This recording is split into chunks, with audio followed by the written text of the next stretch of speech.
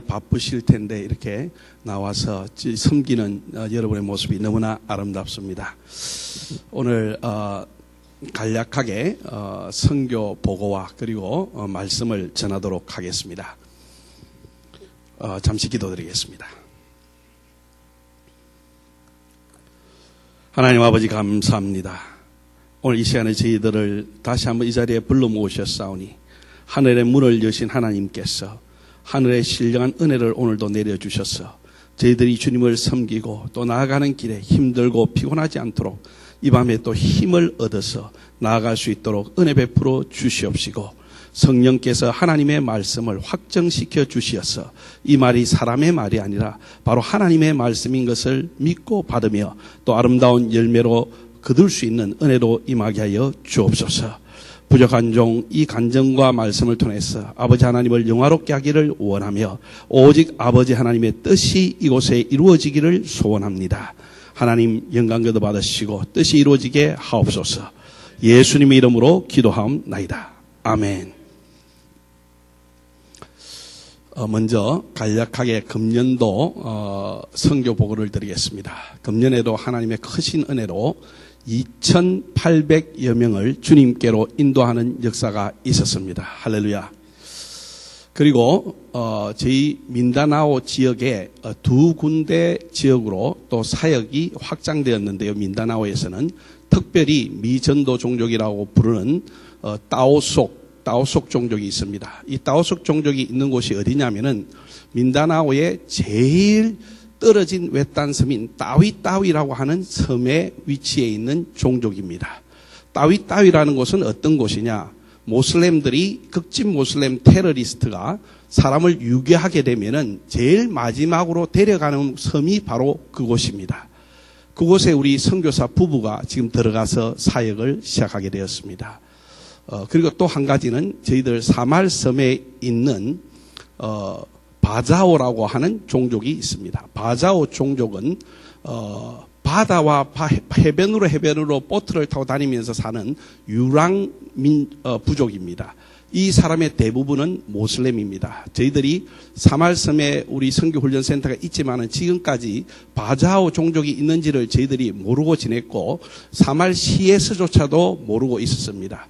이들은 말을 쓸 줄 모르는 그러한 교육도 받지 못하는 그런 종족인데요. 어떻게 저희들과 어떻게 하나님께서 연결하셔서 바자오 종족의 사역이 우리 있는 사말섬에서 시작되었습니다. 그래서 따오속에 있는 따오속이라고 하는 종족과 바자오 종족 두 종족의 사역이 우리가 있는 민다나오라고 하는 곳에서 새롭게 사역이 시작되었고요. 그리고 선교사를 파송하는 것으로는 금년에 아랍에미레이트 중동 지역으로 2명의 선교사가 들어가고 대만으로 1명의 선교사가 들어갔습니다. 물론 다른 나라로도 갔지만은 금년에 새로 확장된 국가는 대만과 아랍에미레이트 두 국가로 선교사가 파송되었습니다. 그리고 금년에 인도네시아의 선교사 훈련 과정이 새롭게 시작되어서 자카르타에서 12명의 훈련생을 처음으로 졸업시키고요. 그 중에 1명은 라오스로 2월 달에 선교사로 파송됩니다. 그래서 인도네시아 교회와 연합해서 라오스 선교가 새롭게 시작되었습니다. 그리고 개인적으로는 또 하나님께 참 감사드리는 것은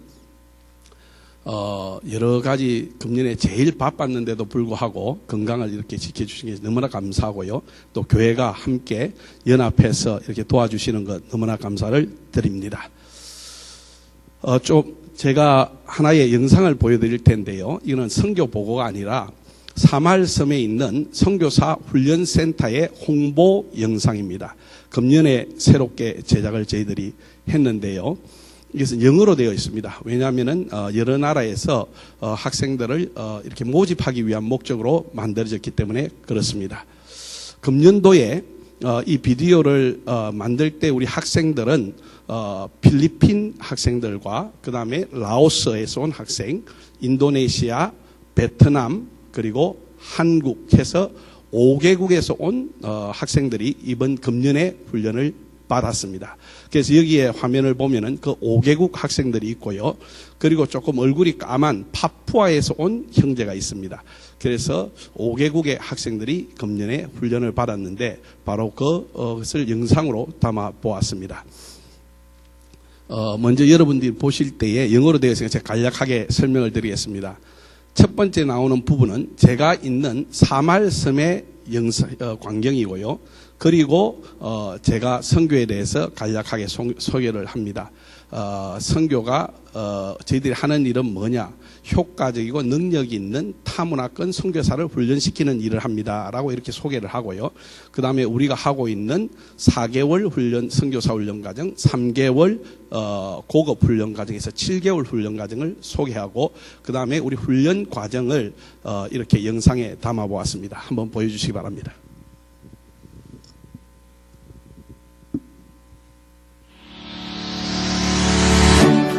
여기가 사말섬입니다. 거제도 정도 됩니다. 크기는 이렇게 바지선, 카풀이라고 하죠. 자동차치가 바지선으로 들어가야 되는 섬입니다. 인구는 한 10만 명 정도 살고 있습니다.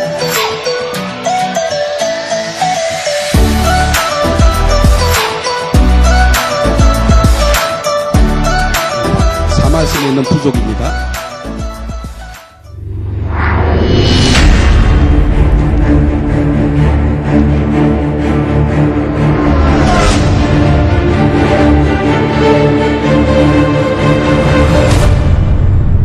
스쿨 오브 미션스에서 선교사 훈련원입니다. The objective of our training is equipping and empowering of missionaries for effective cross-cultural ministry.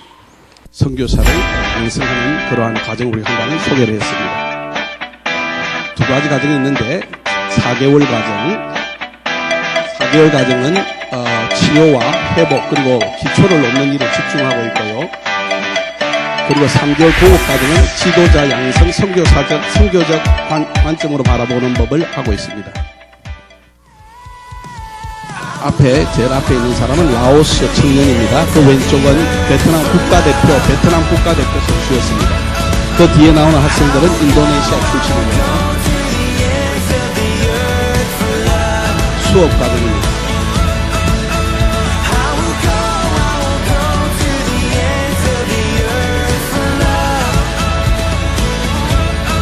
여러 강사님들이 와서 수고해 주시고 계시고요.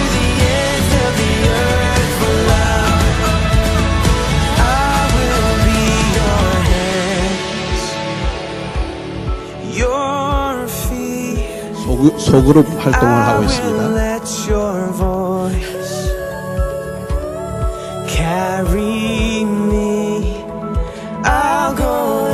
팀 훈련 중입니다.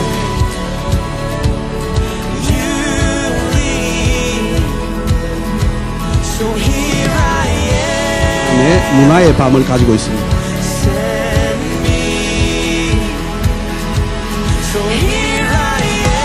세계를 위한 중보기도회,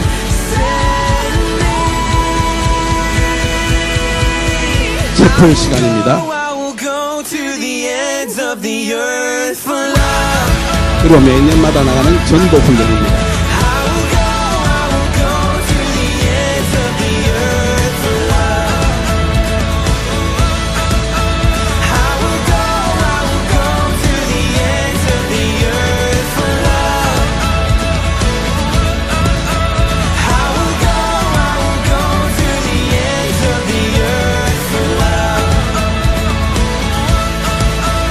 현재 300여 명이 넘는 선교 후보생들을 훈련시켜서 각 나라로 파송했습니다.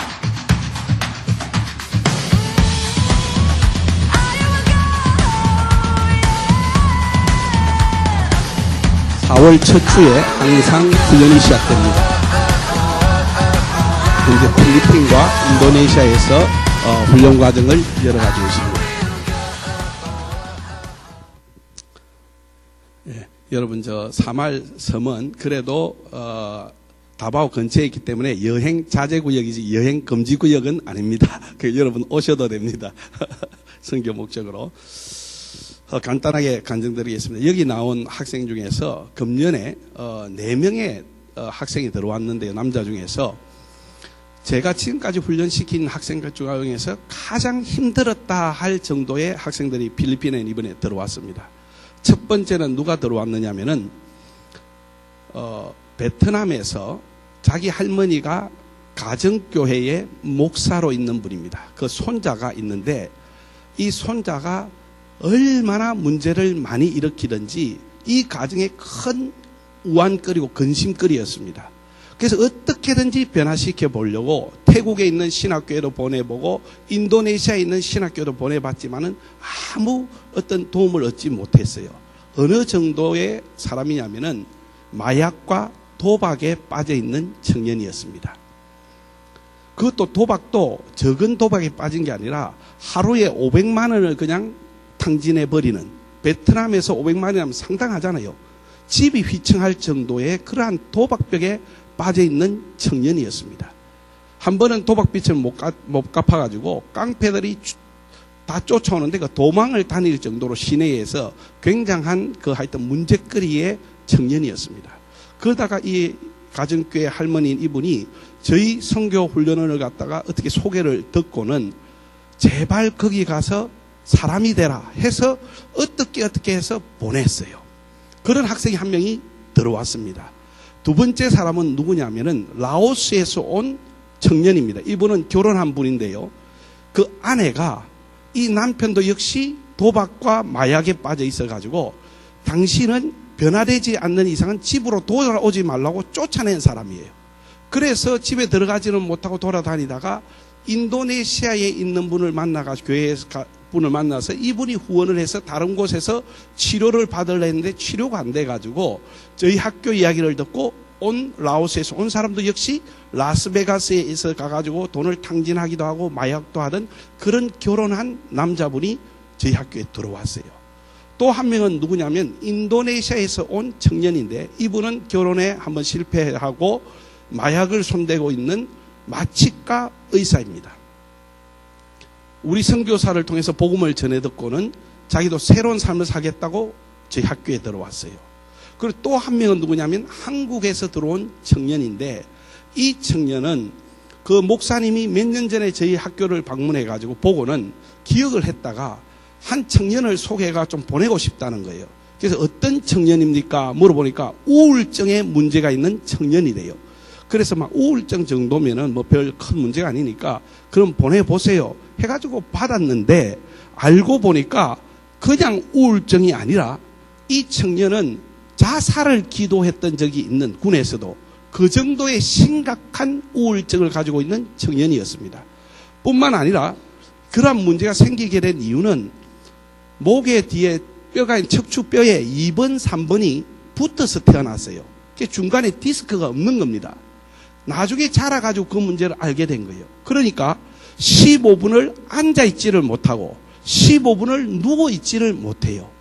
그래서 계속해서 스테로이드 주사를 갖다가 몇 년간을 맞아와가지고 이제는 그것도 효력을 얻지를 못하는 상태까지 와버린 겁니다. 그래서 이 청년에게 목사님이 너는 마지막이라고 생각하고 필리핀에 가라 해서 온 거예요. 근데 우리는 그 사정을 전혀 모르고 그냥 우울증 정도로 생각하고 받았던 거예요. 이 4명이 왔는데 4명 다 뭘 하고 있느냐? 문신을 하고 있어요. 문신. 옛날에는 문신이 참 드물었거든요. 근데 요즘은 문신이 참 많아졌어요. 근데 저희 선교 훈련을 개교하고 처음으로 4명 다가 문신을 하고 온 경우가 이번이 처음입니다. 이 4명 다 그런 학생들이 들어와가지고 변화도 안 된 상태에서 들어왔어요. 그러니까 부엌에서 식당에서 밥을 준비하다가도 칼 들고 서로 죽이겠다고 난리를 치는 그런 일도 일어났습니다. 얼마나 저희들이 어떻게 하나님 이런 학생을 보냅니까? 한 명만 보내도 어떻게 해보겠는데 4명이 같이 오니까 이게 쉽지 않는 거예요. 그런데요, 이 한 사람 한 사람이 성령을 받으면서 변화되었습니다. 할렐루야. 이게 놀라운 일이에요. 사람은 결코 변화시킬 수 없는데 하나님은 하실 수 있다는 겁니다. 그냥 변화시킨 것이 아니라 베트남에서 온 청년은 라오스 선교사로 가겠다고 헌신을 했어요. 할렐루야. 그래서 베트남에서 이제 2월 달이면은 라오스로 선교사로 들어갑니다. 그리고 인도네시아에 온 마치카 의사는 지금 돌아가서 병원에서 지금 치료를 하면서 병실마다 돌아다니면서 복음을 전하는 일을 하고 있어요. 할렐루야. 이슬람권에서요, 그게 할 수가 없는 일인데, 이 두려움이 없는 거예요. 그 일을 하고 다니는 거예요. 한국에서 왔던 이 청년은요, 하나님께서 몸은 치료를 안 시키셨는데, 성령을 체험하게 해가지고, 환상을 보게 되는데, 아프리카에 가가지고 선교하는 환상을 보게 됩니다. 그러니까 소망이 없던 이 청년이 나는 왜 이곳에 태어났을까? 선교훈련원에서 어떤 생각까지 했는가 하면 내가 이곳에서 하나님 안 만나주시면 나 이곳에서 자살하겠다까지 공공연히 말하던 청년이에요. 그게 우리가 얼마나 당황됩니까? 잘못하면 이거 하나 죽어나가게 생긴 거예요. 저희 훈련 간사들이요, 정말 열심히 기도들을 했어요. 그런데 하나님은 아니다 다를까, 우연히 보내는 사람이 아무도 없습니다. 자기는 치료하러 왔지만은 하나님은 선교로 부르심을 하는 거예요. 그래서 이 청년이 아프리카로 들어가기 위해서 준비 중에 있습니다. 할렐루야. 목은 아직 고쳐지지 않았어요. 그래서 내가 그 청년한테 그랬어요. 목을 안 고친 이유는 모든 것을 한꺼번에 다 고쳐주면은 결국은 또 세상으로 갈 것 같으니까 하나님께서 안전장치 하나 해놓은 거니까 그렇게 알고 열심히 준비하면은 하나님께서 하나하나 해결해 주실 것이라. 왜? 너를 아프리카를 위해 쓰겠다고 하신 하나님이 어떻게 15분 정도밖에 앉아있는 수 없는 사람을 그리 보낼 수가 있겠느냐. 그래서 이 청년이 믿음이 들어가서 이 4명의 문제의 사람들이 완전히 변화받아서 하나님의 사람이 되는 역사가 있었습니다. 할렐루야. 그래서 저희 선교훈련을 하면서요, 정말 감사한 것은 선교사로 훈련되어서 나가는 것만이 감사한 것이 아니고 정말 이 세상에서 쓸데없고 정말 문제를 만나서 갈 곳 없던 사람들이 와서 하나님을 만나고, 그리고 만날 뿐만 아니라 하나님의 선교사로 헌신해서 나가는 모습을 볼 때요, 저희들이 어떤 어려운 문제들을 많이 만나지만은 그래도 참 감사한 것이, 아하, 하나님께서 우리와 함께 하시는구나. 그것이 가장 큰 위로가 되는 줄 믿습니다. 이렇게 변화가 일어나는데 과연 그 비밀은 무엇일까? 딴 것이 아닙니다. 바로 저는 그렇게 생각합니다. 성령 하나님이라고 생각합니다. 제가 잠시 보여줄 건데요. 슬라이드 한번 보여주십시오. PPT 한번 띄워주십시오. 예. 다음 장. 예. 예수님께서 부활하시고 나서 성천하시기 전에 누가복음 제일 마지막 장 48절에 보면은, 볼지어다 아버지께서 약속하신 그것을 너희가 받기까지 이 성에서 떠나지 말고 능력을 힘입을 때까지 그대로 있으라고 예수님이 말씀하세요. 아버지께서 약속하신 것이 무엇입니까? 바로 성령 하나님 아닙니까? 예? 그것을 성령 하나님을 너희들이 받을 때까지 이 예루살렘에 있으라는 거예요. 예수님께서 바로 나가라 하고 한 것이 아니라 이 예루살렘에 머물러서 성령을 받고 능력을 받고 나서 나가라고 하신 겁니다. 그리고 나서 예수님께서 사도행전 1장 8절에 보면은 어떤 말씀을 하시는가 하면은, 너에게 성령이 임하면 너희가 권능을 받고라고 되어 있어요. 권능을 받고 뭐가 되라고 되어 있습니까? 예루살렘과 온 유대와 사마리아와 땅끝까지 이르러 내 정인이 되라고 말씀하셨어요. 자, 여러분, 예수님께서 오신 가장 큰 목적은 구원이죠. 아멘이십니까? 구원은 구원인데 어디서부터 구원입니까? 죄에서부터 우리를 건져내는 것이 구원이라고 하는 거 아닙니까? 죄에서부터 건져내었다. 그걸 구원이라고 하는 거예요. 다시 말해서 예수님의 오신 목적은 바로 우리의 죄를 위해서 본인이 직접 십자가에 달리셔서 죄의 대가를 다 지불해 주셨다는 겁니다. 그것이 바로 복음입니다. 아멘. 그게 기쁜 소식이에요. 내 죄의 모든 대가를 지불해 주셨다. 그렇기 때문에 내가 죄를 지을 때마다 십자가를 바라보고 주님을 바라볼 때마다 은혜를 받게 되고 은혜에 힘입어서 계속해서 주님을 따라갈 수 있는 것입니다. 그것이 바로 복음입니다. 예수님께서 오신 목적은 죄에서 우리를 구원하기 위해서 오신 것이 가장 큰 목적 중에 하나입니다. 그러면 성령께서 오신 목적은 무엇이냐?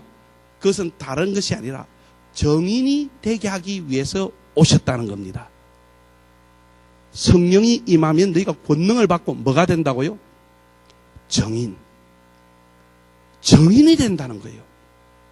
그런데 성령이 오순절날 임할 때에 몇 명이 모여 있었습니까? 마가의 다락방에 약 120명의 제자들이 있었습니다. 몇 명이 성령을 받았습니까? 사도들만 성령을 받았습니까? 아니면은 119명이 성령을 받았습니까? 아닙니다. 모여있던 120명 전부 다가 성령을 받는 역사가 일어났어요. 그것을 우리가 오순절이라고 부르고, 오순절이 바로 교회가 탄생한 날입니다. 교회의 생일이에요. 교회는 성령의 능력으로 탄생을 한 겁니다. 교회가 탄생하게 된 이유가 있다면 무엇 때문에 하나님께서 교회를 탄생하게 하셨느냐? 바로 한마디로 말하면 정인이 되게 하기 위해서 탄생시켰다는 거예요. 왜 제가 교회가 정인이 되기 위해서 탄생을 시켰다고 말씀드릴 수 있느냐 하면은, 성령을 받은 사람들이 사도들만이었다면은 교회가 정인이 되기 위해서 부르심을 받은 것이 아닙니다. 사도들만 정인이 되기 위해서 부르신 거예요. 그런데 놀라운 사실은 120명의 제자들 한 사람도 빠짐없이 모두 다 성령을 받았다는 것은, 다시 말해서 교회가 성령을 받았다는 거예요. 초대교회가 성령을 받은 이유가 무엇이냐? 정인이 되게 하기 위해서. 그래서 교회의 목적은 바로 정인이 되는 것이 첫 번째 목적인 줄 믿으시기 바랍니다. 은혜를 받았습니까? 구원의 놀라운 은혜를 받았습니까? 죄사함의 놀라운 은혜를 받았습니까? 그러면 성령을 받아서 뭐가 되라는 겁니까? 정인이 되라는 거예요. 그래서 교회의 근본 목적은 정인입니다. 성령을 보내신 목적이 있다면. 그래서 우리 모두 다가 무엇으로 부르심을 받았느냐? 정인으로 부르심을 받았다는 것을 여러분들은 믿으셔야 할 줄 믿습니다. 목사님만 정인으로 부르신 것도 아니고, 전도사님만 정인되라고 부르신 것도 아니고, 교회가 정인이 되게 부르셨다는 사실이에요. 그런데 교회가 정인이 되어야 되는데 어디에 정인이 되어야 되느냐 했을 때에, 성경은 예루살렘과, 그 전으로 돌아가 주십시오. 예루살렘과 온 유대와 사마리아와 땅끝이라고 기록하고 있습니다. 이것은 옵션이 아니에요. 예루살렘에서 하거나, 유대에서 하거나, 사마리아에서 하거나, 땅끝에서 하거나 하나를 선택해라가 아니고, 온 예루살렘과 엔드라고 되어 있어요. 온 유대와 사마리아와 땅끝까지 이르러 정인돼요. 다시 말하면 교회는 전 세계 복음화를 위한 정인으로 부르심을 받았다는 겁니다. 교회는 온 땅의 정인으로 부르심을 받았다는 거예요. 교회가 한국의 정인으로 부르심을 받은 것이 아닙니다. 부산만을 위해서 부르심을 받은 것이 아닙니다. 성령을 보내신 목적이 있다면 교회에 온 땅에 이르러 정인이 되기 위한 목적으로 성령을 보내시고 성령을 주셔서 능력 있는 정인이 되게 하셨다는 사실이에요. 그러면은 이것을 어떻게 보아야 되느냐? 교회가 그러면 온 땅의 복음을 전해야 되는데, 유대라고 하는 것은 동일 문화권입니다. 예루살렘과 동일 문화권이에요. 사마리아라고 하는 것은 뭐냐? 유사 문화권입니다. 비슷한 문화권이에요. 다시 말하면 북한 유사 문화권에 들어갑니다. 언어는 통하는데 조금 틀려요. 유사 문화권입니다. 그런데 땅끝은 무엇이냐? 문화가 완전히 틀립니다. 그것을 뭐라고 부르냐? 타문화권이라고 부릅니다. 그래서 교회는 온 땅의 정인이 되기 위해서 부르심을 받았는데, 우리가 있는 같은 동일한 문화권과 유사 문화권은 우리가 정인이 될 수가 있습니다. 왜? 언어의 장벽이 없고 문화의 장벽이 없고 지리적으로 장벽이 없기 때문에 할 수가 있는 거예요. 그래서 초대교회 사도행전을 보면은 예루살렘에는 누가 사역을 했느냐? 베드로와 요한의 사역을 적고 있습니다. 동일 문화권이니까. 그리고 유대에는 누구를 보내느냐 하면은 빌립의 이야기가 있어요. 거기서 지리적으로 떨어진 데는 전도자들이 가서 전도를 하는 거예요. 그리고 사마리아에도 누가 대표적으로 가느냐? 빌립이 갑니다. 이 전도자죠. 그래서 사도 바울, 베드로와 요한은 이 예루살렘과 유대와 사마리아까지 가서는 같이 사역을 할 수가 있어요. 문화가 비슷하고 동일하거나 아니면 유사하기 때문에. 그래서 빌립 같은 전도자를 통해서 사역을 했지만은 땅끝이라고 하는 곳에는 성경적으로 어떻게 하였느냐? 타 문화권에는 바로 선교사를 보냄으로써 한 겁니다. 그래서 교회가 동일 문화권과 유사 문화권과 타 문화권의 정인으로 부르심을 받았는데, 타 문화권에는 언어도 안 되고 문화도 모르고 지리적으로 멀기 때문에 우리가 땅끝의 사명을 감당하기 위해서 성경에서 보여주고 있는 그 모델이 뭐냐? 바로 바울과 바나바를 성령께서 부르셔서 보내라고 하는 일을 통해서 교회가 땅끝까지 이르러 정인이 되도록 하신 것이 사도행전의 이야기입니다.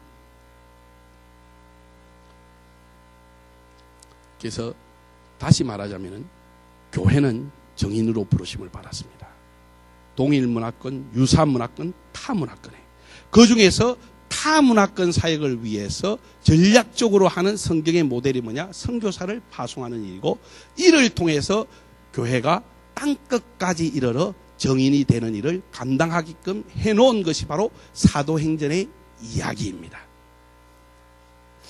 그래서 우리 옛날에는 국내 전도, 해외 전도, 국내 선교, 해외 선교 이런 식으로 나누었는데, 사실은 정확히 이야기하자면은 선교는 타 문화권 사역을 선교라고 부릅니다. 그래서 땅끝이 왜 타 문화권이냐? 사도행전 13장 47절에 사도 바울이 자기의 부르심에 대해서 성경 구절을 인용해서 이렇게 고백합니다. 다 같이 읽을까요? 주께서 이같이 우리에게 명하시되 내가 너를 이방의 빛으로 삼아 너로 땅끝까지 구원하게 하리라. 여기에 보면 이방과 땅끝이 같은 말입니다. 이방은 무엇이냐? 유대 문화가 아니라는 거예요. 타 문화라고 하는 겁니다. 결국은 이방의 빛은 무엇이냐? 타 문화권 땅끝이라는 거예요. 그래서 우리가 선교적으로 볼 때에 선교란 무엇인가 했을 때 타 문화권 사역이 선교다라고 정의를 할 수가 있는 것입니다. 예, 다음 장이요. 예, 그래서 여기에 보면은 사도 바울이 이런 말을 합니다. 로마서에서 어떤 이야기를 하는가 하면은, 내가 그리스도의 이름을 부르는 곳에는 복음을 전하지 않기로 힘썼노니 이는 남의 터 위에 건축하지 아니하려 함이라. 로마 교회에 이 편지를 보냅니다. 선교의 원리는 무엇이냐? 어디를 선교지로 삼아야 되느냐 하면은 바로 이 원리입니다. 그리스도의 이름을 부르지 않는 곳, 그곳이 바로 선교지가 되어야 한다는 것입니다. 이런 이야기를 많이 듣습니다. 이 부산도 복음화가 엄청 안 돼 있습니다. 그런데도 불구하고 우리가 왜 선교를 해야 되느냐? 선교는 해야 되고 안 해야 되고 문제가 아니라 교회가 본질적으로 그 일을 위해서 부르심을 받았기 때문에 하는 것입니다. 우리가 그것을 옵션을 생각하는 것이 아니에요. 그렇지만은 교회가 할 수 있는 일은 무엇이냐? 바로 이 지역의 복음화를 할 수 위해서 힘쓸 수가 있는 것입니다. 그렇지만은 땅끝은 선교사를 통해서 하는데 어디를 해야 되느냐? 바로 복음을 부르지 않는 곳. 그래서 사도 바울이 이 편지를 쓰면서 이렇게 이야기합니다. 다시 한번 돌아가 보실까요? 본인이 어디를 간다고 가는 중입니까? 서버나로 갈 때에, 저 서버나가 스페인입니다. 사도 바울은 어디까지 가려고 그랬는가 하면은 로마를 거쳐서 스페인에 가서 복음을 전할 계획을 가지고 있었습니다. 그래서 로마를 잠시 들리겠다는 거예요. 밑에 절에 보면은 지나가는 길에 너희를 보고 먼저 너희와 교제하겠다. 사도 바울은 로마의 교회를 개척하러 가는 것이 아닙니다. 왜 사도 바울은 로마를 교회를 개척하려고 하지 않았느냐? 이미 로마에는 복음이 들어가 있기 때문에. 그래서 자기는 복음이 들어가지 않은 스페인에 가겠다는 거예요. 이것이 바로 선교사의 열정입니다. 그래서 선교사는 어디에 포커스를 맞추어야 하느냐 하면은 복음이 들어가지 않은 곳에 복음을 전하 집중을 해야 되는 것입니다. 교회는 복음이 이미 이 주위에 들어와 있지만은 더 많은 영혼이 들어오기 위해서 힘쓰는 것이 바로 전도입니다. 그래서 로마는 로마에 있는 교회들이 책임지고 하고 선교사는 스페인에 가겠다는 것이 바로 사도 바울이 이야기하고 있는 바로 이 편지의 내용입니다. 그래서 이것을 뭐라고 부르냐면 다음 절에 보십시오. 다음 슬라이드 보실래요? 예. 지금 선교적으로 우리가 이야기할 때요. 복음이 전하지 않는 곳을 뭐라고 부르냐면은 미전도 종족이라는 단어를 씁니다. 영어로는 Unreached People Group, UPG라고 하는 그러한 이니셜을 씁니다. 미전도 종족. 미전도 종족이 뭐냐면은 결국은 복음이 들어가지 않은 곳, 복음을 들어보지 못한 곳, 그것이 바로 미전도 종족입니다. 그래서 이것을 우리가 이렇게 정의합니다. 미전도 종족은 선교사나 교회가 없이는 도저히 복음을 들을 수 없는 곳, 그것이 바로 미전도 종족. 아니면은 그곳에 이미 교회는 있지만, 이미 선교사는 있지만 2% 미만의 기독교인인 곳을 미전도 종족으로 우리가 이야기합니다. 그래서 미전도 종족이라면은 많은 사람들은 무슨 산에 있는 어떤 부족을 찾아가고 브라질에 있는 무슨 부족을 찾아가고 그것만 미전도 종족인 줄 아는데 사실은 미전도 종족에는 버마 그 사람들도 2%가 안 되는 거예요. 도시에 살고 있지만. 그래서 이 버마, 지금 말하는 미얀마죠. 미얀마도 미전도 종족이 되는 겁니다. 버마 민족들이. 이런 식으로 우리가 미전도 종족이라는 것을 하는데요. 그 가운데 이 아시아를 보면요. 아시아의 인구가 40억 이상이 아시아에 살고 있습니다. 세계에서. 가장 많은 인구가 살고 있는 데는 아시아입니다. 그 아시아는 50여 개 국가가 있는데요. 그 중에 72%가 미전도 종족입니다. 그러니까 아시아에 할 일이 우리가 많다는 겁니다. 왜 교회가 아시아에 집중을 많이 하느냐? 아직까지도 70%가 넘는 미전도 종족이 있기 때문에 그렇습니다. 다음 슬라이드 보실래요? 그 중에서 동남아입니다. 동남아는 11개국으로 되어 있습니다. 그 11개국 가운데서 여전히 거의 절반가량 50%가량이 인구가 복음을 들어보지 못한 사람입니다. 예수가 누군지 한 번도 그 이름조차 들어보지 못한 사람이 50%가 살고 있는 데가 동남아입니다. 그래서 교회가 지금 집중하고 있는 미얀마라든지 캄보디아라든지 이곳은 미전도 종족이 굉장히 많은 지역에 속하는 겁니다. 그래서 감사한 것은 저희들이 선교사를 훈련시켜서 지금 11개국 중에서 7개국에서 지금 선교사들이 활동하고 있습니다. 앞으로 목표는 11개국을 계속해서 더 보낼 계획을 가지고 있습니다. 그런데 우리가 지금 당면한 문제가 뭐냐면은 세계를 다녀보면은 할 일이 너무 많아요. 그런데 출소할 것은 많은데 출소할 일꾼이 없다고 하는 그 예수님의 탄식을 할 수밖에 없습니다. 근데 현실은 어떻게 되어 있느냐? 서구 선교사들이 1988년에는 6만 5천 명이었어요. 그런데 2008년에 오면서 절반으로 줄어듭니다. 다시 말해서 서구 교회가 생명을 점점 잃어가면서 선교의 동력도 점점 약해져가다 보니까 결국은 선교 파송하는 숫자조차도 절반으로 줄어들었다는 거예요. 왜 서구 선교사가 이렇게 줄어드느냐? 다른 거 아닙니다.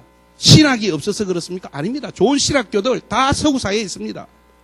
교육이, 문화가 돈이 아니에요. 서구 사회에 여전히 돈이 많습니다. 뭐가 문제냐? 딱 한 가지입니다. 성령입니다.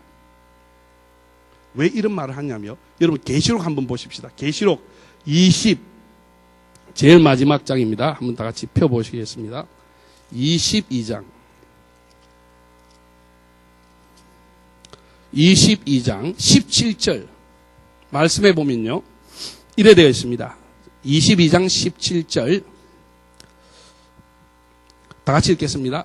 성령과 신부가 말씀하시기를 오라 하시는도다. 듣는 자도 오라 할 것이요 목마른 자도 올 것이요 또 원하는 자는 값없이 생명수를 받으라 하시더라. 제가 이 말씀을 읽으면서요. 이게 이해가 안 됐습니다. 왜 여기에 성령과 신부가 말씀하시기를 돼 있을까? 이게 잘못된 거 아닌가? 성령과 신랑이 말씀하시기를. 신랑 대신 예수님이니까. 성령과 예수님이 말씀하시기를 오라 해야 되는데 왜 여기에 성령과 신부가 말하느냐? 이 부분이 이해가 안 됐어요. 그런데 선교 사역을 하면서 이 비밀이 깨달아졌어요. 이게 무슨 말이냐? 신부는 교회입니다. 맞습니까? 그런데 이 신부가 말하기를 오라고 하는 것이 아니고 성령과 신부, 성령과 교회, 성령과 교회가 말하기를 오라고 하는 거예요. 왜 오라고 하느냐? 이곳에는 무엇이 있기 때문에? 무엇이 있기 때문입니까? 목마른 자도 올 것이요 원하는 자는 값없이 뭐를 받으라고요? 생명수, 생명이 있다는 거예요. 여러분, 서구교회가 왜 이렇게 죽어갑니까? 딴 것이 아닙니다. 성령과 교회가 되지 못했기 때문입니다. 교회는요, 성령과 하나 될 때에 생명의 역사가 일어나는 줄 믿습니다. 성령과 하나 될 때요, 오라고 할 수 있는 거예요. 와요! 오면은 생명을 얻게 됩니다. 저희 사마을섬에 있는 선교훈련원이요, 왜 사람들이 와서 변화받는가? 딴 것이 아닙니다. 어떻게 하든 간에 우리가 성령 하나님과 하나가 되어서 움직이려고 하기 때문에 오면은 생명의 역사가 일어나게 되어 있는 것입니다. 변화의 역사가 일어나게 되어 있는 것입니다. 교회가 성령을 멀리하기 시작하면서부터 생명이 없는 교회가 되어가기 시작했어요. 여러분, 예수님께서 이 땅에 오셨다가 성천하시고 나서 보내주신 하나님이 어떤 하나님이십니까? 성령 하나님입니다. 그분이 바로 예수의 영입니다. 주의 영입니다. 주의 영이 되신 성령과 우리가 연합해서 하나 되어서 움직일 때에 생명의 역사가 일어나고 선교의 역사 사명을 감당할 수 있는 줄 믿으시기 바랍니다. 초대교회는 성령의 음성에 민감했어요. 바나바와 바울을 따로 세워라. 내가 시킬 일이 있다. 누가 시킬 일입니까? 성령께서 시킬 일이 있다는 거예요. 그 음성을 듣고 움직였기 때문에. 전도자들은 어떻습니까? 빌립을 보십시오. 어떻게 그가 효과적인 전도를 했습니까? 성령의 음성에 따라 움직였기 때문에. 그런데 유럽에 가보면요, 신학교는 여전히 있지만은 교회는 텅텅 비어 있습니다. 무엇이 문제입니까? 생명이 없습니다. 사람들이 가기를 싫어해요. 왜? 생명이 없으니까. 그럼 왜 생명이 없습니까? 우리가 성령 하나님을 점점 밀어내었기 때문에. 여러분, 우리가 가장 조심해야 될 게 있다면 종교의 영입니다. 종교의 영을 밀어내고 성령을 우리 안에 역사하도록 하셔야만이 교회가 생명이 있고 효과적인 선교를 할 수 있는 줄 믿으시기 바랍니다. 그래서 우리가 기도할 때 한 가지가 있다면 성령 하나님, 이 교회와 함께 역사하여 주십시오. 그래서 오는 이마다 목마른 사람도 누구든지 갈증을 느끼는 사람도 와서 마실 수 있는 그런 교회가 되게 하여 주십시오. 이 교회가 땅끝까지 이르러 정인이 될 수 있도록 성령의 음성을 듣고 움직이는 교회가 되게 하여 주십시오. 이렇게 할 때에 마지막 때에 쓰임받는 교회가 되는 줄 믿습니다. 성령과 신부가 말하기를 우리가 그렇게 말하는 구독교회가 되어야 될 줄 믿습니다.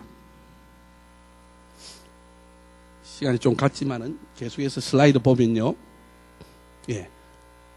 자, 선교사의 숫자가, 서구의 선교사의 숫자는 떨어졌습니다. 그리고 한국도 2016년을 지점으로 해서 선교사 숫자가 지금부터 내려가기 시작합니다. 이 말은 뭐냐? 교회가 점점 생명력을 잃어가니까 결국은 선교의 역량조차도 점점 줄어들기 시작하고 있다는 거예요. 그 위기 상황이 오고 있는 것입니다. 선교는 할 일이 많은데, 선교할 일꾼은 많이 필요한데 오히려 역현상이 일어나고 있는 거예요. 선교를 할 선교사의 수가 자꾸 줄어들고 있는 겁니다. 이것이 지금 큰 문제입니다. 다음에 하나의 문제는 무엇입니까? 선교사가 나가기는 나가는데 복음을 듣지 않는 곳에 가서 일을 해야 되는데 복음을 이미 들은 곳에 가서 일을 하고 있는 거예요.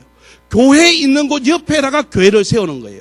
감리교회가 있으니까 장로교회, 장로교회가 있으니까 침례교회, 침례교회가 있으니까 오순절교회. 복음이 들어가 있는 곳에 사역들을 다 하고 있는 거예요.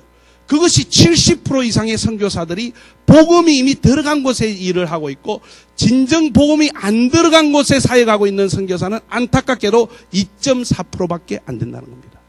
100명의 선교사가 나가면요, 3사람만이 미전도 종족이라고 하는 정말 복음을 들어보지 못한 그들에게 초점을 맞추어서 나아가는 선교사는 100명 중에서 3명밖에 되지 않는다는 겁니다. 그러니까 우리가 계속 보내도 왜 이것이 이렇게 빨리 복음화가, 세계 복음화가 안 되느냐, 이런 문제를 현실적으로 우리가 안고 있다는 겁니다. 네 번째입니다. 그 다음에는 뭐냐, 선교사가 나가기는 나가는데 제대로 돼 있는 훈련 하나 받지를 못하고 나가버리는 경우가 발생을 하고 있는 거예요. 한국 선교사님들 가운데요, 50% 이상이 제대로 된 선교사 훈련을 받지 못하고 나오고 있습니다. 여러분, 선교는 타 문화권에 대한 사역입니다. 동일 문화권에는 목신학교에 가서 공부를 하고 해서 할 수가 있어요. 그러나 타 문화권 사역에는 거기에 걸맞는 훈련과 준비가 되어져야만이 그 사역을 효과적으로 할 수 있습니다. 현저하게 선교 훈련을 할 수 있는 기간이 부족하다는 거예요. 그리고 그곳으로 가지를 않는다는 겁니다. 그리고 선교에 대한 명확한 이해가 없이 선교를 하고 있다는 것이 문제입니다. 예. 예. 여기에 보면요, 그럼 우리가 어떻게 해야 되겠느냐? 보시면은 1980년도까지만 해도 90%는 서구권의 그리스도인들이 90%, 전 기독교의 90%는 서구 사람들이었습니다. 10%만이 비서구 사람들이에요. 아시아권 사람들, 아프리카 사람들 10%밖에 안 됐습니다. 그런데 2020년이 되면서 어떤 현상이 발생하느냐? 비서구권의 기독교인이 70%로 증가하게 됩니다. 서구권은 30%로 줄어들어요. 그렇다면은 추수할 것은 아직도 많이 남아 있는데 어떻게 이 추수를 끝낼 수 있을까? 그 답을 우리가 어디에서 받아야 되겠습니까? 바로 비서구권에 있는 70%의 이 사람들, 이 교회가 선교에 동참해야만이 우리가 주님께서 주신 지상명령, 선교를 완수할 수 있다는 결론에 자동적으로 들어갈 수밖에 없습니다.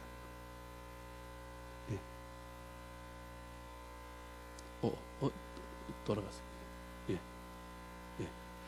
그래서 결론적으로 이 일을 하기 위해서 꼭 필요한 게 뭐냐?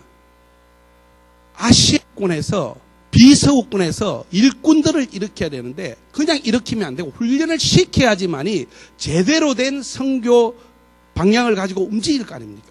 그래서 제가 하고 있는 사역이 바로 그 사역입니다. 이제 한국 교회는 선교의 지도자적인 입장에 있습니다. 미국보다도 선교에 있어서 더 확실하게 하고 있는 나라는 한국입니다. 한국은 하나님께서 기름을 부어주셨는데 특별한 은총을 주셨는데 두 가지입니다. 하나는 선교고 하나는 기도입니다. 세계 어느 나라를 가도 새벽 기도 있고 금요 철야 있고 하는 교회는 한국밖에 없습니다. 세계 어디를 가도 이렇게 모든 교회들이 선교에 동참되어 있는 교회는 한국 교회 하나밖에 없습니다. 그만큼 한국 교회가 하나님의 눈에는 굉장히 중요한 역할을 하는 데가 바로 한국 교회입니다. 우리가 그런 중요한 위치에 있다는 거예요. 영적인 위치에 있어서 세계의 제사장으로 하나님께서 이 보잘것없는 나라를 쓰시겠다는 겁니다. 그런데 이제 우리가 해야 될 일은 뭐냐? 바로 이 선교의 지도자적 입장에서 우리가 생각했던 그 선교를 비선교국이라고 생각했던 그곳에서 그들도 선교에 동참할 수 있도록 해서 함께 선교를 마무리하는 일로 가야 된다는 것입니다. 여기에 보면은 사도 바울이 에베소, 지금의 터키죠. 그쪽에서 사역을 열심히 하다가 아시아 지역에서 이제는 아시아 쪽으로 계속 복음을 확장시키기 위해서 아시아권의 포커스를 잡고 핵심을 잡고 아시아 쪽으로 나가려고 그럽니다. 아시아의 말씀을 전하지 못하게 해요. 근데 놀랍게 누가 아시아의 말씀을 못 전하게 하십니까? 성령께서. 여러분 잘 보세요. 사도행전은 성령행전이라 하는 이유가 뭐냐면은 선교의 주체는 성령이고 성령께서 함께 하시는 것은 교회고 성령과 교회가 선교사를 통해서 땅끝 선교를 사역을 하게끔 되어 있는 것이 바로 이 사도행전의 내용입니다. 그래서 성령께서 이상하게 아시아권으로 가지 말라는 거예요. 그러면서 문을 열어주는데 어디를 열어주냐? 마게도냐를 열어줍니다. 마게도냐는 지금의 동유럽입니다. 그래서 사도 바울은 자기는 아시아로 복음을 가지고 가고 싶었지만은 성령께서 허락하지 않으셔가지고 문이 닫히니까 환상을 보고는 유럽으로 가게 됩니다. 서구로. 그래서 복음이 서구로 가게 된 이유는 바로 여기가 변환점입니다. 사실 이 일이 없었다면 우리가 복음을 먼저 받았을 거예요. 미국이나 유럽보다. 그런데 하나님께서 왜 아시아로 사도 바울이 복음을 가지 못하게 하셨느냐라는 질문을 우리가 해야 됩니다. 왜 그렇게 하셨을까? 그 대답은요, 다음 장에 나오는 계시록의 말씀에 있습니다. 계시록 1장 4절에 보면은 요한은 아시아에 있는 무슨 교회요? 어디에 있는 7교회입니까? 여러분, 이 당시만 해도요, 유럽에 교회들 있었습니다. 로마에도 교회가 있었어요. 왜 성경 계시록은 유럽과 아시아에 있는 교회에 편지하기를이라고 적지 않고 왜 아시아에 있는 7교회라고 했을까요? 요한 계시록은 마지막 때의 말씀입니다. 그렇다면 마지막 때에 하나님께서 아시아에 있는 교회를 쓰시겠다는 거예요. 할렐루야. 그 아시아 교회 중 지금 크게 쓰시는 나라가 바로 한국교회입니다. 할렐루야. 여러분, 우리가 여기에서요, 힘들고 어렵게 우리가 일들을 하고 있지만 사실은 한국교회가 지금 세계에 어마어마한 영향을 미치는 것 여러분 믿으시기 바랍니다. 자부심을 가져야 될 줄 믿습니다. 움츠러들지 마시기 바랍니다. 우리가 우리 알을 보니까 움츠러들지만 사실은 세계 가운데 하나님께서 엄청난 일을 하고 계세요. 그래서 마지막 때에 세계 복음화의 마무리를 어디를 통해서 하시기를 원하시느냐? 저는 아시아에 있는 교회를 통해서 다시 한번 세계 복음화를 마무리하리라고 저는 보기 때문에 이 아시아 쪽에서 선교사를 일으키는 일을 하고 있는 것입니다. 그러면은 다음으로 오늘 본문 말씀에 보면은 본문 말씀에 보면 참 재미난 말씀이 있어요. 지금까지 우리 선교의 내용은 선교란 무엇인가, 왜 해야 되는가, 어디에 해야 되는가 이런 쪽의 내용만 다루었었어요. 선교사란 것은 무엇인가라는 것에 대해서는 전혀 다루지를 않았어요. 그런데 오늘 본문 말씀에 보니까요, 다음 장 한번 보십시다. 다음에 여기에 보면은 자 보십시다. 여기에 보면 돌아가 보세요. 사전에 보면은 선교사를 이렇게 정의하고 있습니다. 선교사들은 사도를 포함한다. 첫째는 예수님이 온 유대와 사마리아에서 한 사역을 목격한 12명의 제자들이며 다음은 마지막 사도인 바울, 그리고 대위임령을 받은 선교사들로서 바나바, 브리스길라와 아굴라, 안드로니고와 유니아와 같은 이들을 말한다. 이게 이제 신학적으로 정립되어 있는 선교사의 정의입니다. 그런데 여기에 근본적인 지금 문제가 생겼어요. 어떤 문제가 생겼느냐? 여기에 보면은 사도는 12명과 누구로 되어 있습니까? 바울입니다. 그리고 바나바부터는 어디로 들어갑니까? 선교사라는 명칭으로 불려집니다. 그런데 성경에서는 뭐라고 말하고 있느냐? 다음 장에 보세요. 히브리서 3장 1절에 보면 그러므로 함께 하늘의 부르심을 입은 거룩한 형제들아, 우리의 믿는 도리의 누구라고요? 사도시며 대제사장이신 누구를?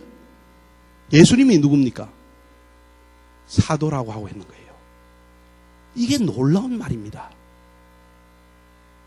예수님을 사도라고 표현하고 있는 거예요. 사도라는 뜻이 무엇이냐면은 보내심을 입었다는 말입니다. 아버지께서 나를 보냈다고 했기 때문에, 보내심을 받았기 때문에 예수님이 사도라는 이름으로 쓰이는 겁니다. 예수님이 사도로 보내심을 받았고 그가 훈련을 시켜서 사도들을 또 보내는 일을 하신 거예요. 자, 여기에서 보면은 다음 장 보십시다. 오늘 본문 말씀입니다. 자, 사도행전에 보면은 안디옥 교회가 나오기 전까지는 지도자의 명칭은 딱 두 가지밖에 없습니다. 하나는 사도, 하나는 전도자, 빌립, 전도자, 딱 두 가지입니다. 이때까지만 해도 다른 명칭의 지도자의 명칭은 쓰지를 않았습니다. 그런데 사도행전에 보니까 참 재미난 말이 갑자기 튀어납니다. 13장 1절에 보니까 안디옥 교회의 지도자들은 5명이 있었습니다. 그런데 이 5명의 직분이 뭐냐 보니까 여기 뭐라고 되어 있습니까? 선지자들과 교사들. 안디옥 교회는 사도가 없었어요. 안디옥 교회는 전도자가 없었습니다. 안디옥 교회는 목사가 없었어요. 특이한 형태입니다. 아직까지 목사라는 것이 나타나지 않은, 아직 직분이 아직 시작되지 않는 지점입니다. 여기에는 보니까 선지자들과 교사들이라고 되어 있어요. 자, 이게 선지자가 아니고 선지자들이라는 것은 복수입니다. 교사도 복수입니다. 이 말은 선지자도 2명 이상이고 교사도 2명 이상이라는 말이에요. 5명의 지도자의 이름이 나오는데, 그렇다면 5명 중에서 2명은 선지자고 2명은 교사라는 이야기예요. 그리고 1명은 선지자에 들어가는지 교사에 들어가는지 알 수 없다는 겁니다. 그런데 성경은 항상 배열이 선지자들과 교사들이라고 하면은 그 순서대로 이름을 적게 되어 있습니다.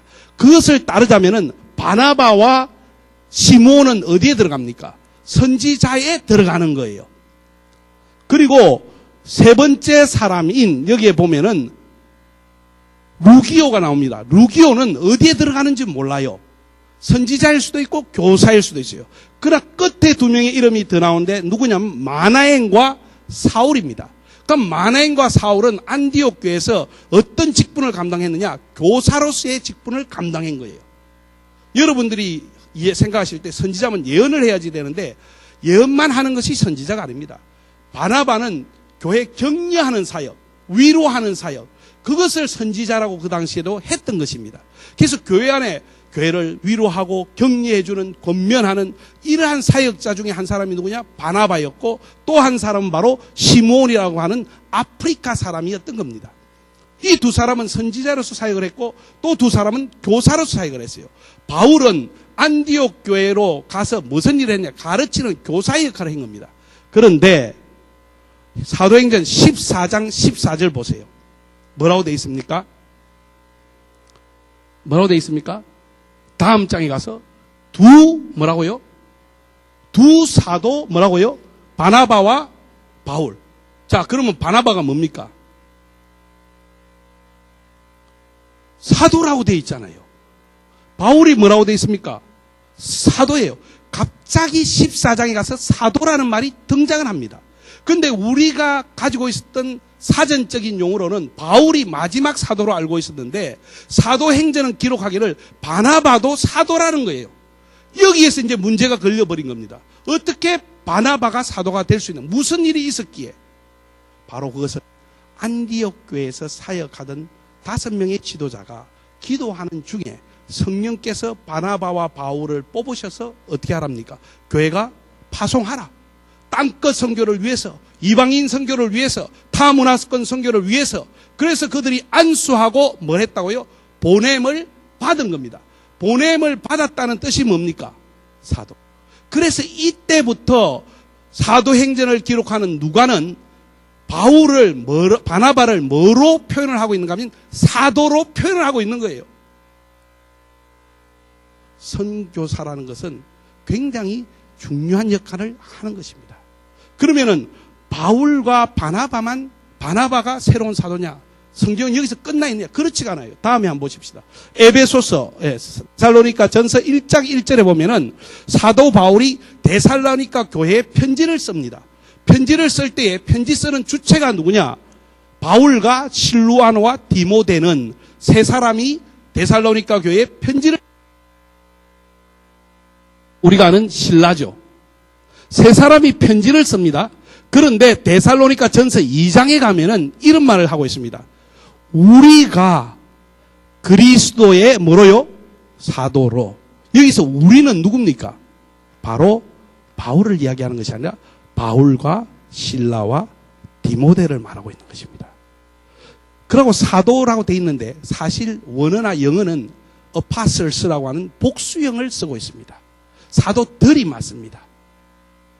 이러면 놀라운 일이 일어난 거예요. 아니, 실라가 사도? 디모데가 사도? 이게 도대체 성경이 어떻게 된 겁니까? 여러분, 초대교회로 우리가 돌아가야 됩니다. 성경을 보려면요, 초대교회로 돌아가서 그들은 선교를 어떻게 생각했느냐 보았을 때요, 그들은 땅끝까지 나아가는 바울과 그 선교의 팀들도 다 뭐로 본 겁니까? 사도로 본 겁니다. 다음에 보십시다. 그래서 다음에 보십시다. 예. 선교사라는 용어는요, 언제부터 쓰이기 시작했는가 하면은 13세기 1300년대, 1400년대에 천주교가 쓰기 시작한 겁니다. 그 전까지는 선교사라는 단어가 없었어요. 천주교가 쓰던 것을 우리 교회가 리폼, 개혁을 하면서 그대로 가져와가 우리도 쓰고 있는 것이 바로 선교사라는 용어입니다. 그런데 선교사가 성경 안에 있는 성경적이지 않다면은 이거는 잘못된 용어예요. 그럼 이건 무엇이냐? 바로 선교사는 사도적 사역을 하기 위해서 부르심을 받았다는 겁니다. 근데 여러분이 생각할 때에 이게 도대체 무슨 말인가? 무슨 말을 하려고 하는가? 딴 것이 아닙니다. 바로 하나님은 성령께서는 계속해서 사도들을, 선교사들을 보내기를 원하십니다. 여러분 보세요. 다음에 한번 보세요. 예. 왜 이분들이 사도라 부르심을 받았느냐? 이분들의 사역이 예루살렘에서 끝나고 유대에서 끝났다면 보내심을 받았다는 말이 안 맞아 떨어질 수도 있어요. 그런데 놀랍게도요, 예수님의 제자들은, 야고보는 스페인에 갔습니다. 안드류는 러시아에 갔어요. 마태는 이디오피아 갔습니다. 마가는 이집트에 갔어요. 바돌로메는 아라비아와 인도로 갔습니다. 요한은 터키로 왔습니다. 빌립은 튜니지아로 왔어요. 도마는 인도로 갔습니다. 여러분, 계속해서 이들은 선교사적으로 부르심을 받았기 때문에 땅 끝까지 복음을 전하기 위해서 갈 수 있는 만큼 최대한 멀리 가는 겁니다. 복음이 전하되지 않는 것이. 바로 그것이 선교사입니다. 목회자는 본 교회를 갖다가 하나님께서 섬기도록 부르셨다면은, 그래서 이 교회 부흥과 전도에 집중한다면은 선교사는 타 문화권의 사역을 위해서 부르심을 받았다는 거예요. 그래서 우리 교회가 조금 더 넓은 안목에서 교회의 본질은 무엇인가? 교회가 왜 태어났는가? 오순절날 왜 성령을 통해서 태어나야만 되었는가? 왜 120명의 문도들이 다 성령을 받아야만 되었는가? 왜 사도 바울과 바나바를 따로 불러서 또 보내셔야 했는가? 그리고 그들이 함께 했던 팀들은 그 당시에는 무엇이라고 생각했는가? 바로 사도적 사역을 하고 있는 선교사로 그들은 보았던 것입니다. 그래서 이 마지막 시대에요, 계속 우리는 교회는 더 보낼 수 있는 사역을 할 수 있도록 여러분들 저를 위해서 기도해 주시기를 부탁드립니다. 제가 하고 있는 사역이 바로 훈련시키고 보내는 사역입니다. 여러분이 저를 보냈듯이 저도 다른 사람을 보내는 사역에 집중하고 있습니다. 그래서 여러분의 기도와 또 격려 그리고 지원 너무나 감사합니다. 다 같이 기도드리겠습니다.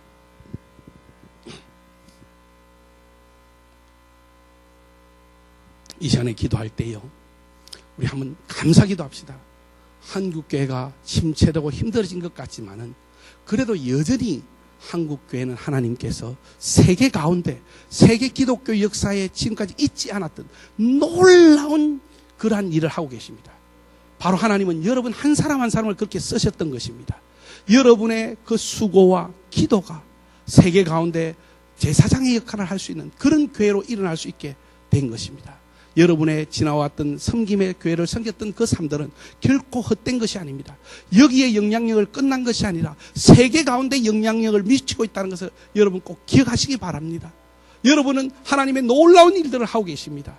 세계 가운데 일을 하고 계십니다. 다시 한번 기도합시다. 하나님, 한국교회 이러한 놀라운 은혜 주신 것 감사합니다. 다시 한번 한국교회가 주님이 주신 큰 은혜를 생각하고 우리가 기도와 선교라고 하는 두 가지 놀라운 하나님의 기름 부으심을 받았는데 이 두 가지 놓치지 않고 주님 오시는 그날까지 우리가 교회가 정인의 사명을 감당하게 해달라고 기도하시고요. 또 하나 기도하실 것은 교회가 성령과 하나 되어서 움직여서 생명이 있는 교회, 학문이 있는 교회가 아니고 지식이만 가지고 있는 교회가 아니고 어떤 종교의 형태만 가지고 있는 것이 아니고 정말 생명이 약동하는 교회가 되게 해달라고 두 번째 기도하시고요. 마지막으로 여러분이 저를 파송하셨듯이 저도 더 많은 사람들을 땅끝까지 파송하기 위해서 기도하시기 바랍니다. 세 가지 함께 우리 다 같이 기도드리겠습니다. 다 같이 기도하겠습니다. 하나님 아버지 감사합니다. 참으로 이 한국교회 아버지 하나님, 이 작은 교회 아버지 하나님 채 100년 조금 넘은 이 교회를 하나님께서 참으로 세계 역사에 없는 놀라운 일을 위해서 사용하셨습니다.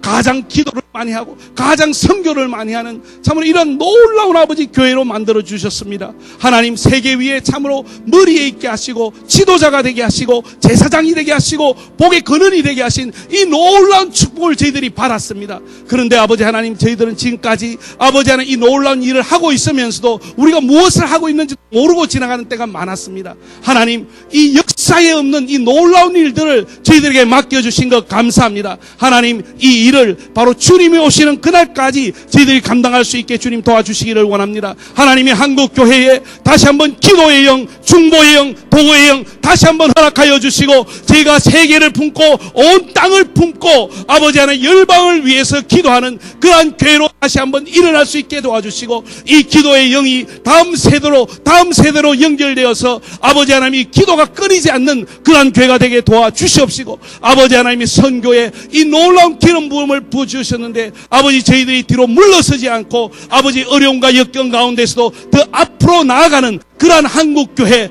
한국 선교 한국이 될 수 있도록 하나님 역사하여 주시기를 간절히 기도를 드립니다. 특별히 아버지 하나님 또 주교회를 위해서 기도합니다. 하나님 성령과 함께 되어서 참으로 아버지 성령과 신부가 말하기를 오라, 목마른 자는 오라, 생명수를 마시라고 말할 수 있는 성령이 먼저 되고 신부가 그 다음이 되는 함께 연합하는 그러한 교회가 되기를 원합니다. 성령과 연합하지 않고는 생명이 없습니다. 성령을 떠나서는 아버지 그곳에는 종교의 영밖에 없습니다. 하나님, 기도를 드리옵는 것은 성령 하나님 멀리하지 않게 하시고, 성령 하나님을 아버지 하나님의 구속으로 몰지 않게 하시고, 아버지 인간적인 방법으로 하지 않게 하시고, 어째든지 아버지 하나님 성령 하나님 붙잡고 나갈 수 있는 그러한 교회가 될 수 있도록 하나님 역사하여 주시옵소서. 아버지 하나님 부정종 또 파송하셨사오니 이 파송을 통해서 더 많은 이들을 파송해서 땅 끝까지 이르러 아버지 하나님 복음이 정인이 되는 그러한 역사가 있게 하나님 역사하여 주시옵소서. 아버지 하나님,